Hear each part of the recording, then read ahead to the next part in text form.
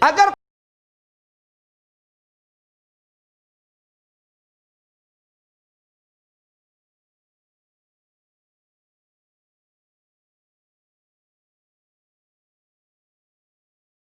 نہیں ہے اس پہ توبہ کرے. اگر جان کے داڑیاں نکلی ہوئی لوگوں کی چھوٹی چھوٹی چھوٹی چھوٹی کچیاں ہر کسی کی نظر آئیں گی, گھاس اگا ہوا نظر آئے گا آپ کو. اس سے پوچھو بھائی ماشاءاللہ ماشاءاللہ آپ نے داڑھی رکھ لی؟ نہیں داڑھی تو نہیں رکھی. پھر یہ کیا؟ مولوی صاحب کمال کرتے ہو, مجھ سے پوچھ رہے ہو یہ کیا؟ آپ کو نہیں پتا چاند نظر آ گیا؟ اور آپ کو نہیں پتا اللہ کے نبی صلی اللہ علیہ وسلم کی حدیث ہے کہ جب چاند نظر آ جائے جس نے قربانی کرنی ہے وہ بال نہ کاٹے, وہ ناخن نہ تراشے. ہاں جی بالکل حدیث ہے. تو دیکھو بس حدیث ہے, ہم حدیث پہ عمل کر رہے ہیں, مسلمان نبی کی حدیث آئی. ٹھیک ہے بھائی, آپ نے ماشاءاللہ 10 دن حدیث پہ بڑا اچھا عمل کیا. اب عید کی نماز پڑھ کے آگے قربانی ہو گئی.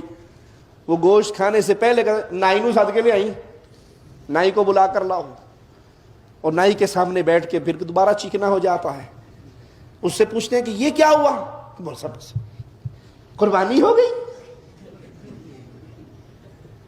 اللہ کے بندوں کیا حدیث 10 دن کے لیے ہے بس؟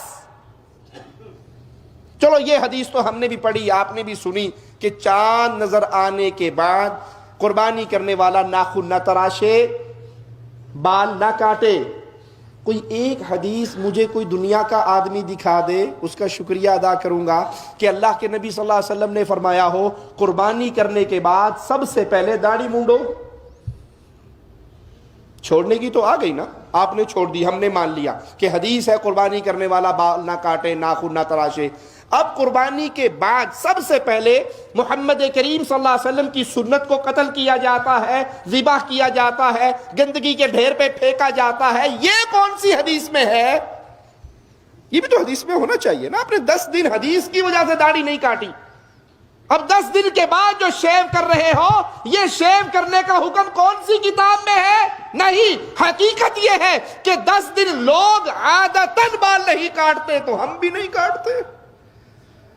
یہ کام عبادت کے طور پہ نہیں ہو رہا, یہ کام اتباع مصطفیٰ صلی اللہ علیہ وسلم فدا ہو ابی و امی ان کے لیے نہیں ہو رہا.